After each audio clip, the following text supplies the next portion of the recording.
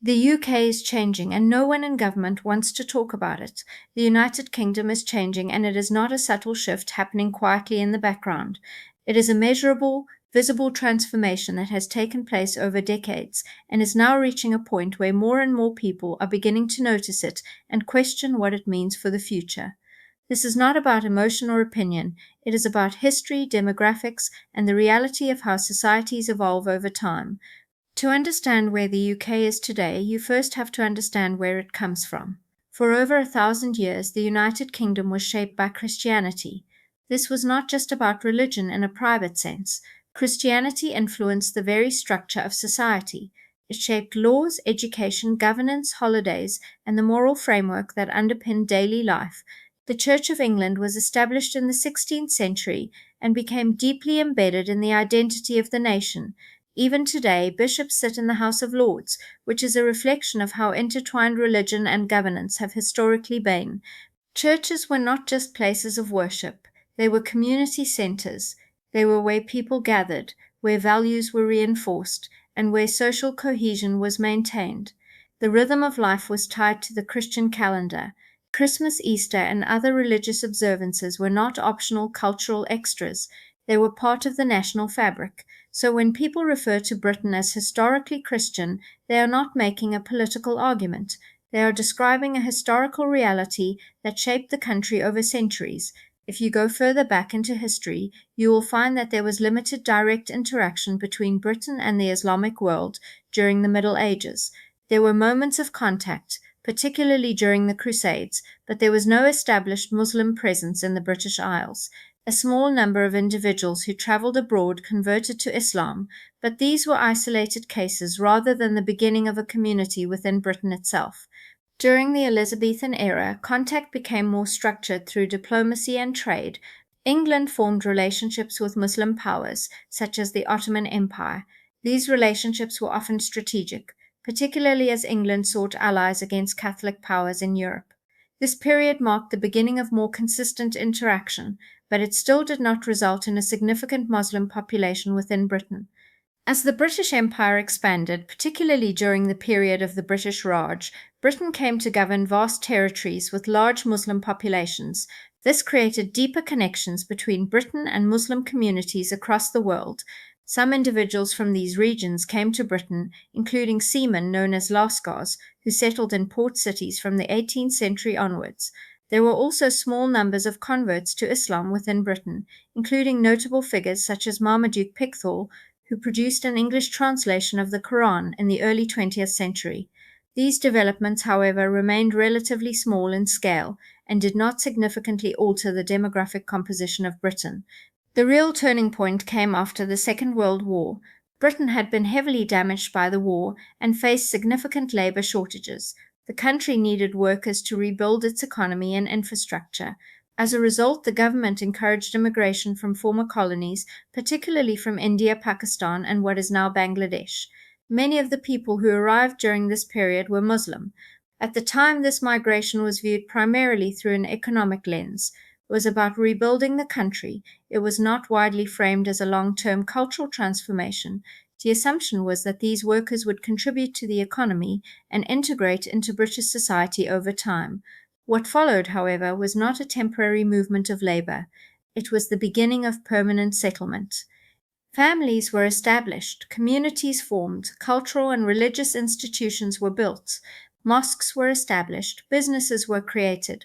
Over time, these communities grew both through continued immigration and natural population growth. What began as a response to economic need gradually evolved into a significant demographic shift. By the latter part of the 20th century and into the early 21st century, immigration into the UK continued at a sustained pace. This included not only migration from former colonies, but also from other parts of the world. The composition of the population began to change more noticeably. This is where the conversation starts to move from history into measurable data. In 1961, Muslims made up a very small percentage of the UK population. The number was so low that it did not have a significant impact on the overall cultural landscape of the country. By 2001, that number had grown considerably. By 2011, it had doubled again. According to the 2021 census, there are now just under 4 million Muslims in the United Kingdom, representing approximately 6% of the total population. In London, the proportion is significantly higher at around 15%. In certain areas of cities such as Birmingham, Bradford, and parts of East London, the percentage is even higher still. These are not small, dispersed communities, they are concentrated populations with a visible presence in local areas. This changes the dynamics of those areas in practical ways. It is also important to understand that the Muslim population in the UK is not uniform.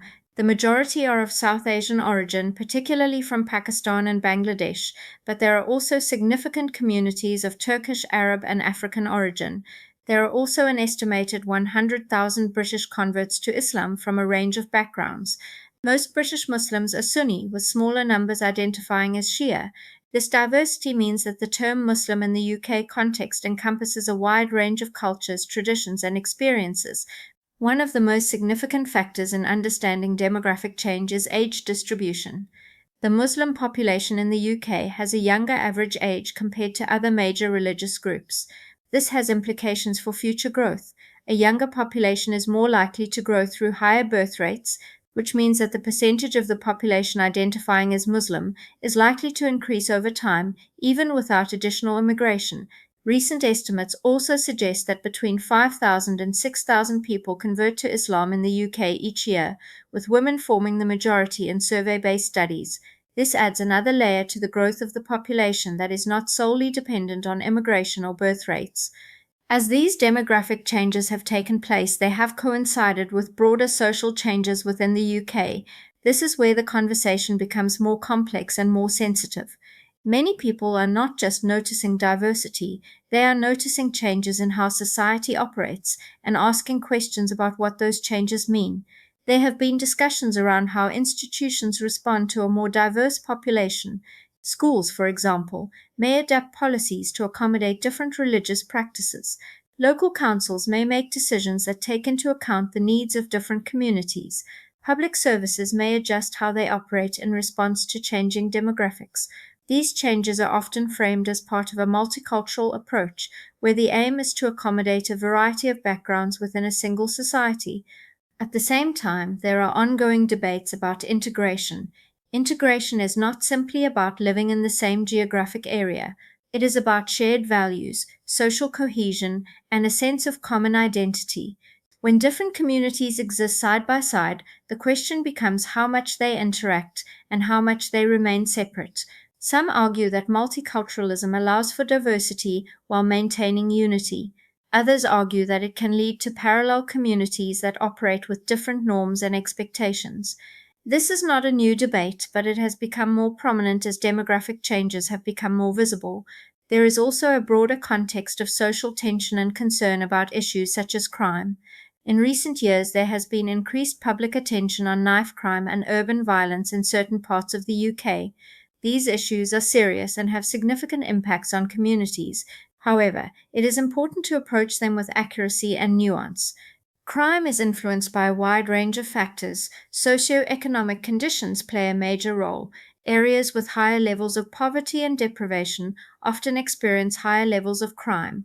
Urban density can contribute to certain types of crime. Youth gang culture, drug markets, and policing strategies all play a role. These are complex, interconnected issues that cannot be attributed to a single cause or a single community.